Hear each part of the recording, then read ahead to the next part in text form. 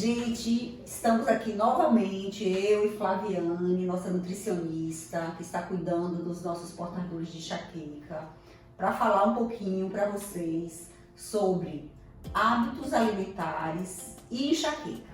O que a gente deve fazer, o que a gente não deve fazer no nosso hábito diário em relação à nossa alimentação, para que nós, portadores de enxaqueca, tenhamos mais qualidade de vida, que a gente possa conviver com essa doença chamada enxaqueca de forma sem menos sofrimento, né? Assim, com menos sofrimento, na verdade.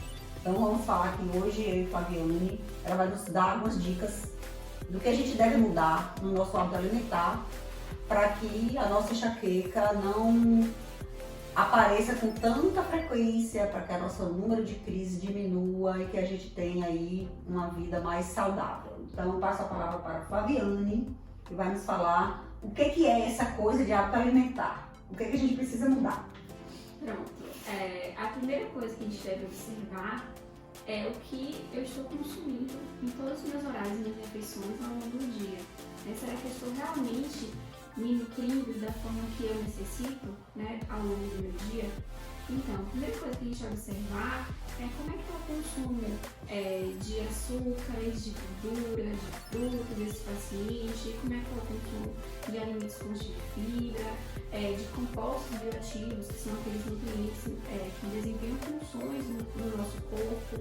Será que realmente está adequado? E muitas vezes quando a gente faz um rastreamento metabólico, um inquérito alimentar daquele paciente, a gente percebe durante o dia, né, alguns erros alimentares. E um dos mais comuns é o consumo de alimentos industrializados, baixo consumo de frutas, legumes e verduras. Isso que a gente observa não faz um consumo constante ou diário, né, desses alimentos que são fontes de nutrientes. E muitas vezes a gente observa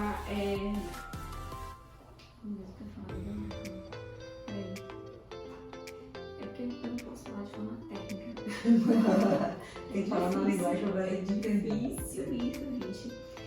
Então, se é um paciente que está realmente, por exemplo, no seu peso adequado, será que ele está com sobrepeso, com obesidade? A gente sabe que a obesidade é uma doença inflamatória e inflamação exacerbada não é interessante para um paciente que já tem esse histórico de dor de cabeça e de enxaqueca, seria um gatilho a mais. Você tocou num assunto bem interessante, assim. Existem vários trabalhos publicados na literatura que a obesidade é um dos fatores de risco para a cronificação de enxaqueca. Sim. Né? Por conta do todo o mecanismo de resistência periférica à insulina e tal. Então, existem já dados que comprovam isso, de que o paciente obeso ou a paciente com sobrepeso, ela tem um risco maior, se ela é portadora de enxaqueca, dessa enxaqueca evoluir para uma cefaleia refratária. Né? Então, isso é importante, né? Acho que entra aí na mudança dos nossos hábitos alimentares, a monitorar nosso peso, né? O sobrepeso, evitar o sobrepeso.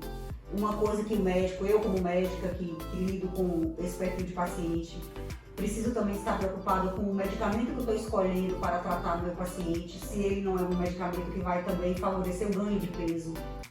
E, consequentemente, eu estou dando a ele um outro fator de risco para piorar a enxaqueca, né? Então, acho que entra aí nos hábitos alimentares. E uma coisa interessante que eu gostaria que você falasse agora ou um pouquinho mais na frente, é sobre o intervalo entre as refeições, né? Que é importante também para esse tipo de paciente. Sim, o interessante, só complementando a questão da obesidade, a obesidade seria sim um dos gatilhos. O interessante é a gente trazer esse paciente para um perfil de adequação da composição corporal, né, com peso adequado para altura e para idade. Porque assim a gente desensibiliza e reduz mais esse fator a mais, né, como ponto de gatilho para a dor. E a outra questão é com relação ao intervalo. O intervalo. O ideal seria a gente conseguir fracionar essas refeições ao longo do dia, porque assim a gente evita picos de variação glicêmica, porque a hipoglicemia, níveis abaixo de glicose sanguínea, não seria interessante para um paciente com crise de dor de cabeça ou enxaqueca, porque iria potencializar mais aquela dor. Então, o interessante seria a gente fracionar de pelo menos de 2 a 3 horas essas refeições, com refeições leves, evitando alimentos que tenha refinados, porque isso vai fazer com que aumente de forma rápida a glicemia, também reduzindo também. Então, não seria interessante a gente ficar longos tempos em jejum para realizar as refeições, tá? E nem pular, sair, por exemplo, de um café da manhã e pular para o almoço. Isso, é aquela história que assim, eu tô morrendo de fome, vou chupar uma balinha, né?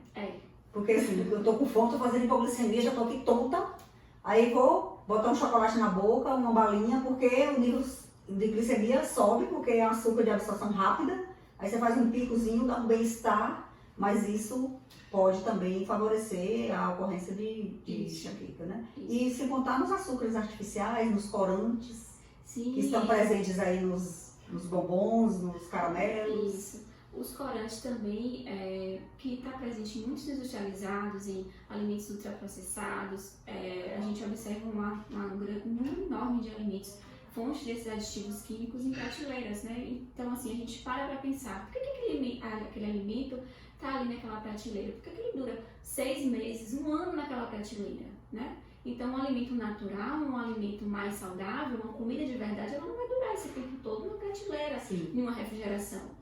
Né? Por quê? Porque ela tem aditivos químicos. E imagine se ela dura tanto tempo ali, quanto tempo o meu corpo vai levar para metabolizar, excretar aquela substância, né? Imagine. Então isso é bem interessante a gente pontuar para que a gente, tendo esse exemplo prático, a gente consegue perceber, né, o que é que faz bem para mim e o que é que não faz bem, né? O que é que eu consigo enxergar como algo mais saudável e algo que não é tão saudável assim. E para que a gente possa ter melhores escolhas, saber escolher, até na hora de comprar, na hora de selecionar um alimento, e fica tudo mais leve, mais tranquilo de lidar. E em relação a uma dúvida frequente que é em relação ao horário, último horário da refeição, né? Tem alguma dica, assim, qual o alimento melhor para se comer à noite, perto de dormir, o último lanchinho da noite? Tenho, ótima pergunta. Se é um paciente que sente fome à noite, né, o ideal seria a gente adequar esse horário antes da ceia, que seria o jantar, colocando uma refeição aí mais proteica ou com os carboidratos que a gente chama mais leve, mais limpinhos, como por exemplo raízes, inhame, legumes, verduras, uma salada também. E antes de dormir, se ele sentir fome, a gente coloca alguns alimentos que seriam fontes da serotonina, né? Como por exemplo, o que seria o abacate, que ele é uma excelente fonte de gordura. Além disso, tem uma enzima chamada glutationa, que além de ajudar no detox, ele vai ajudar também no precursor do sono. Algumas castanhas também, como amêndoas, que são fontes de aminoácidos essenciais, castanha do Pará, amêndoa, castanha de caju, que são fontes de nutrientes, além de vitaminas, minerais, vão ajudar a produzir melhor a serotonina. Também tem um horário específico, que é a partir da tarde, que esses níveis de serotonina caem. E aí o interessante é a gente também modular esse intestino, porque nosso intestino ele produz cerca de 90% da serotonina, que é um hormônio que dá prazer, relaxamento, né, que traz aquela sensação também de bem-estar. E o interessante é a gente também modular esses horários para que a gente consiga manter um nível de serotonina normal, funcionante, com a ajuda do intestino, né? Olha só, a gente está aqui hoje respondendo a sua pergunta. A gente responde o que o nosso paciente de enxaqueca quer saber.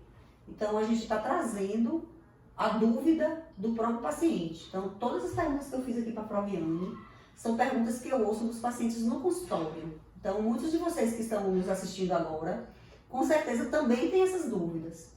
E para que a gente continue postando isso e respondendo mais dúvidas, a gente precisa ouvir as dúvidas de vocês. Então, não esqueça de postar a sua dúvida para a gente responder nos próximos vídeos. Ah, que ótimo!